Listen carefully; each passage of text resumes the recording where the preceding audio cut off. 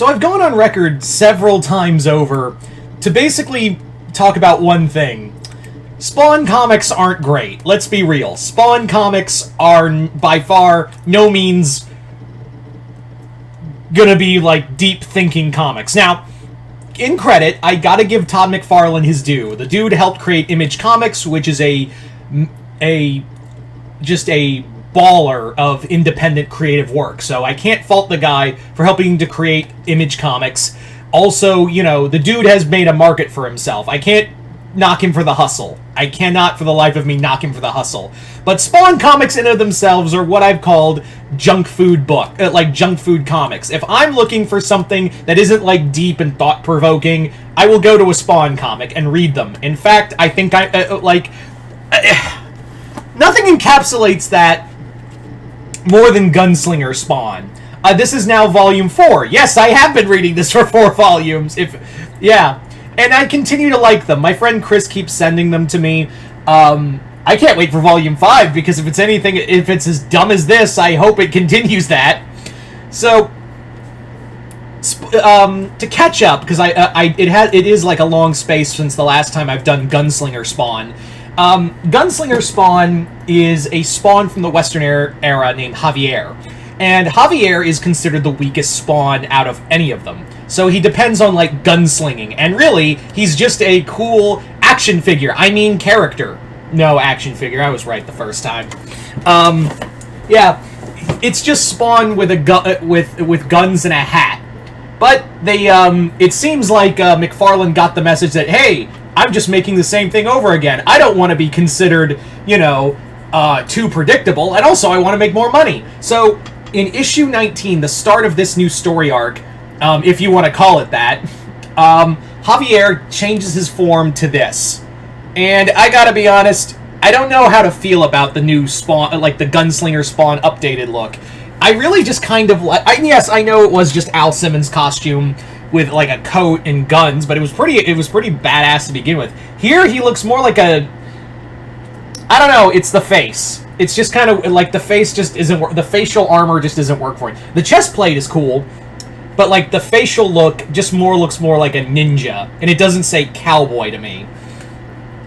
Anyway, so when we last left off, Javier and his human sidekick Taylor had been basically going around hunting down the people on Javier's list. That does kind of continue here, but we also continue with Javier and Al Simmons either trying to be friends or trying to kill each other. That's the thing with Al Simmons in of itself, or any like Todd McFarlane character.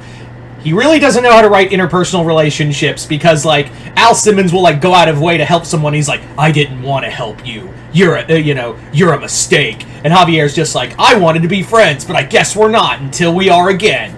Oh, well. That's every dialogue between Simmons and Javier. That's literally all it is. Every time. So Taylor, who's still reeling with all of this, encounters a character from Volume 1, Dakota, aka the Queen of the Dinosaurs. Let me repeat that again, the Queen of the Dinosaurs, and she looks more like a Zorro character. This is the comic we're dealing with, folks. I swear to God, Gunslinger Spawn is like if Todd McFarlane was just being a 5-year-old, like clashing action figures together. That's what it really feels like half the goddamn time. Where it's like, and then Gunslinger Spawn fights Dakota, and she has dinosaurs, and they fight the big demons, and Dakota is Violator's daughter. I didn't make that part up, by the way. That's real shit. This new character Dakota, fucking Queen of the Dinosaurs, is Violator's daughter. Yeah, literally, it is. I can't even explain, and it's not. I'm not like you may sound. It may sound like I'm shitting on the comic, and I really am not. It's so stupid. It goes back to being awesome, and I think Todd McFarlane just wanted the artist Brett Booth to draw dinosaurs, and I can't fault him for that because these are some baller looking. There's like, no matter how bad the story is, fucking Brett Booth's artwork is just fucking awesome. Like, look at that shit. And let me just show you,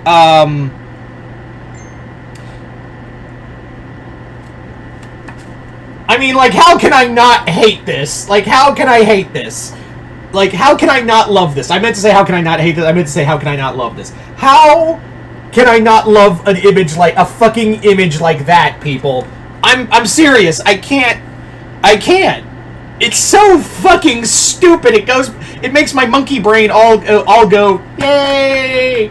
Sometimes, and like I said, Spawn comics, I personally love Spawn comics for being so goddamn dumb that it's like sometimes you just need shut your brain off fun, and that's what Spawn comics at the end of the day really are, at least for me.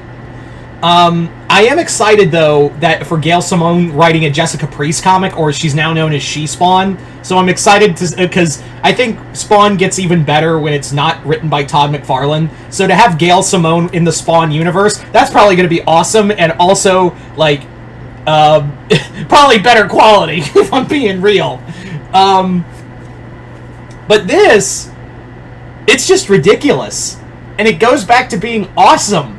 Like, it's this weird roundabout of, that's so dumb. And everyone's character in here, like, Taylor's has a mental breakdown in the middle of the fight between Dakota and Gunslinger. And she immediately goes like, hey, okay, I'll stop. Everything's cool. Are you okay? Then the next issue, he's like, convinced that, like, she's leading them to a trap. And then she beats him. Like, she slaps the shit out of him. And I'm like, where was this what? Like, it's so, everyone's character development is just 180 every goddamn time. It's so weird, but I love it. It's like watching a it's like watching a Netflix show with, and I'm not talking like the good Netflix shows. I'm talking, the ones where they're like, thrown out under the radar and they're just horribly mocked on the internet. It's like watching that. The difference is there's just really cool artwork and action sequences. And again, I can't fault Todd McFarlane for, the guy helped create Image, which to this day, like nowadays, Image is now held to like a gold standard. It's like the unofficial third, like, big company outside of Marvel and DC. And, Spawn Comics, they know what that's the beauty of also Spawn Comics, is that they know what they are and they don't pretend what they want to be. They aren't pretending at all, and we don't like, and like, if you're reading like deep, like if you're wanting deep Spawn comics, they're out there from other writers that aren't Todd McFarlane. But still, I love these comics. They're just dumb fun. I can't wait to read Volume 5. I really can't.